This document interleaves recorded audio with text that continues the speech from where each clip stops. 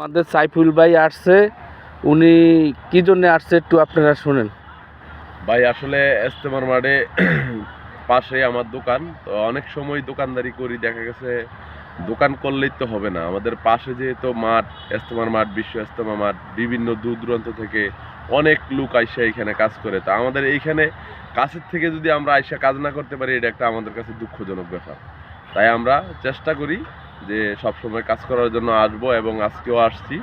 আমরা এখানে যারাই আছি সবসময় এখানে আসার চেষ্টা করব। আর বিশেষ করে যত ইসলামপন্থী ভাই বন্ধুরা আছে সবাই যাতে এখানে আসে এবং ইজতেমা মাঠ কি বা ইজতেমা মাঠ থেকে আসলে কি পাওয়া যায় সেটা যাতে বুঝতে চেষ্টা করে।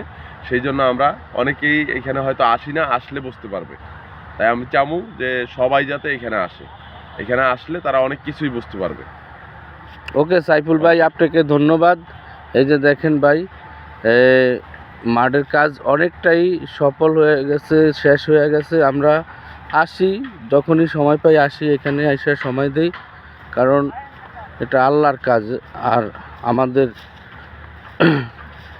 যতটুকু চেষ্টা পারি সহযোগিতা করি, ঠিক আছে।